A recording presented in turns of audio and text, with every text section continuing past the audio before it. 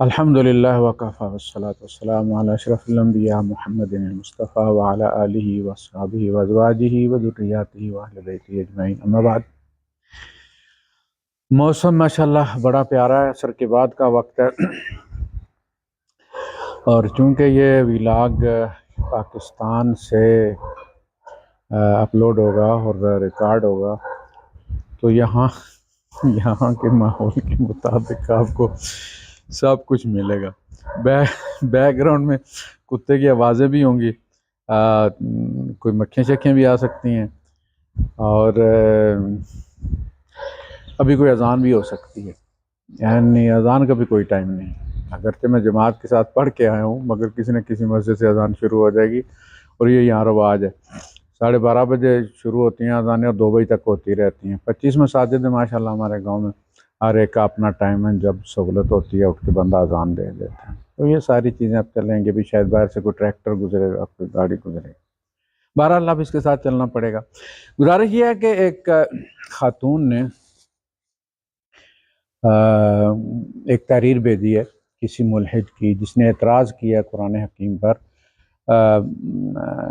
جو زمانہ جاہلیت کی شاعری ہے۔ زمانہ جاہلیت جو ہے وہ اسلام کے سے پہلے کا جو ایرا ہے یا جو زمانہ گزرا ہے، اس کو زمانہ جاہلیت کہتے ہیں۔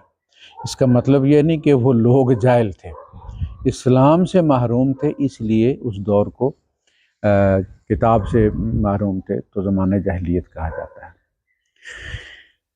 تو انہوں نے اس زمانے کے کچھ اشعار لگا کر بتایا کہ محمد صلی اللہ علیہ وسلم نے یہ دیکھیں، یہ اس شعر کے پہلے اسے یہ حرف قرآن کا لیا ہے، اور یہ حرف جو ہے یہ شعر کے دوسرے حصے سے لیا ہے، اور اس قسم کی باتیں ساری۔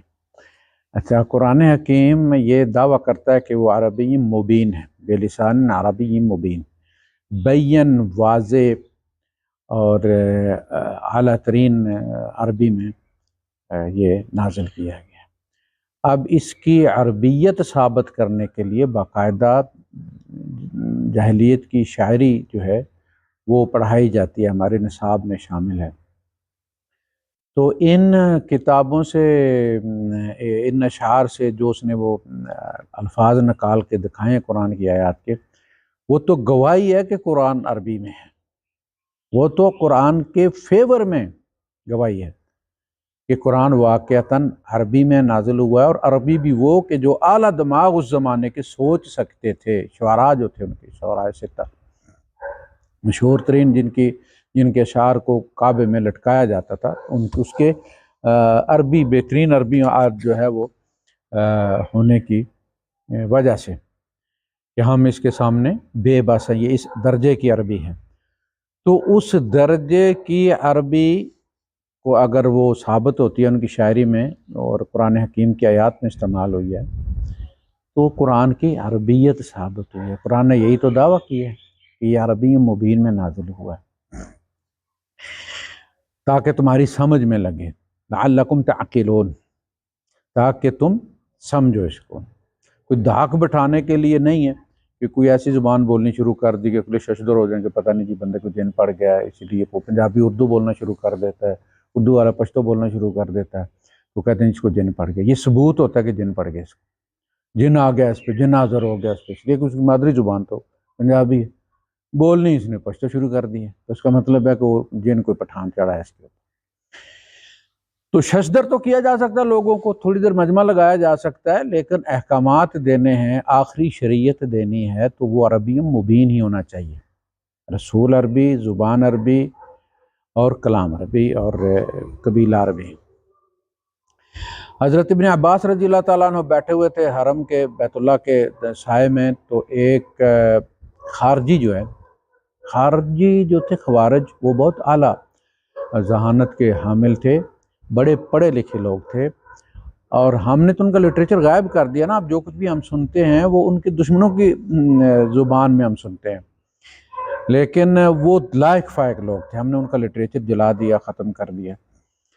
تو اس نے جو ساتھی تھے اس کے بیٹھے ہوئے وہاں پہ، اس سے کہا کہ دیکھو میں اب اس بندے کو کیسے ٹریپ کرتا ہوں، کیسے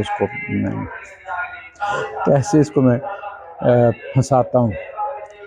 وہ گیا اور اس نے جا کے ابن عباس رضی اللہ تعالیٰ عنہ کے سامنے ایک آیت پڑھی، اور اس نے کہا کہ یہ کیا یہ اس کا کیا مطلب ہے؟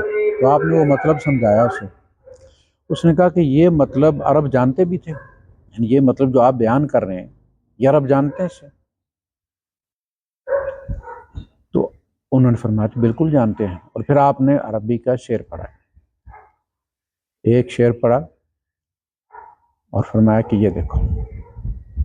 اس نے 50 آیات آپ کے سامنے رکھیں اور یہی سوال کیا کہ کیا عرب اس مطلب کو سمجھتے جانتے تھے؟ یہ مطلب جو قرآن کہہ رہا ہے، جو بات کہہ رہا ہے، یہ عربوں میں مستعمل تھی.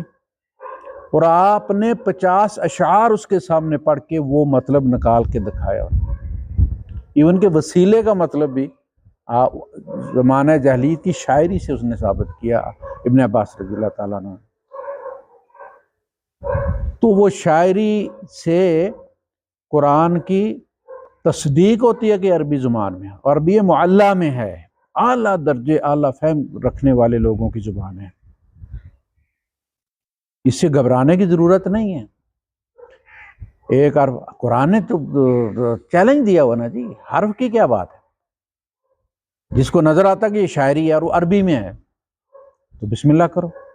پہلے 10 صورتیں کہا نا، فاتو بعشر سور میں. پھر کہا کہ کوئی ایک ہی لے آؤ، فاتو بسورۃ من مثلہ. سورت کا انا اعطیناک الکوثر فصلی لربک وانحر ان شانئک هو الابتر. سورت ہے نا، والعصر ان الانسان لفی خسر الا الذین آمنوا وعملوا الصالحات وتواصوا بالحق وتواصوا بالصبر. سورت 3 آیتیں. یہ 3 آیتوں پر مشتمل کوئی چھوٹی سی سورت وہ بنا کر اس زمانے کے لوگ لے آتے. یہ چیلنج ان کے لیے تھا اور نبی کی موجودگی میں ہی ویلڈ تھا.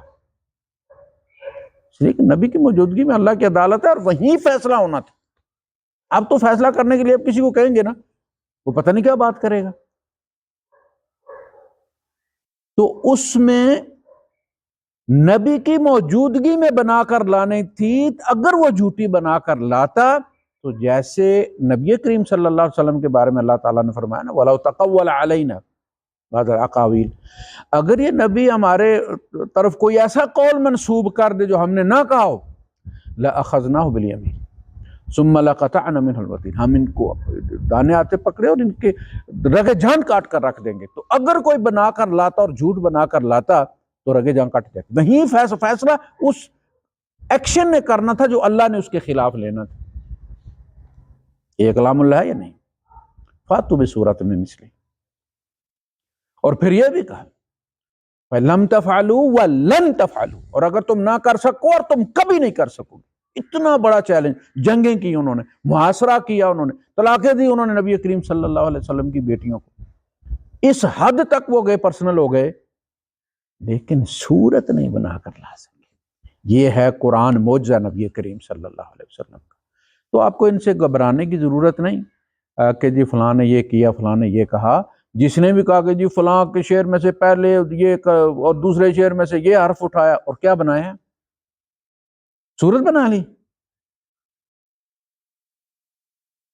زمانہ جاہلیت کی شاعری گواہ ہے کہ قرآن عربی معلیٰ ہے. اللہ کے رسول صلی اللہ علیہ وسلم تو کتابیں تھوڑی پڑھتے تھے کہ آپ نے شعراء کی پڑھی اور زبان لی اور ان میں سے پکڑ کے تو آیت بنا لی. وَمَا كُنْتَ تَتْلُو مِن قَبْلِهِ مِن كِتَابٍ، اس قرآن سے پہلے آپ کوئی کتاب نہیں پڑھا کرتے تھے. وَلَا تَخُطُّهُ بِيَمِينِكَ، اور نہ ہی آپ اس کو لکھا کرتے تھے. نہ آپ کو لکھنا آتا تھا، نہ پڑھنا آتا تھا، نہ تلاوت آتی تھی کہ کوئی اور کتابیں پڑھ کے جناب علی ادھر سے اٹھائی ادھر سے اٹھائی، کسی کی کاپی کسی سے پیسٹ کر دیا. یہ نبی کریم صلی اللہ علیہ وسلم کا لکھنا اور پڑھنا نہ جاننا اور پھر ایسا کلام لے آنا کہ جو عام عربی نہیں، جو عربی معلیٰ میں سے ہو، اعلیٰ ذہن اس کو استعمال کرتے ہوں، اس عربی کو، وہ عربی لے آنا، اس کے الفاظ کو استعمال کرنا، اس کی اصطلاحات کو استعمال کرنا، یہ معجزہ ہے. وآخر دعوانا الحمد للہ رب العالمین.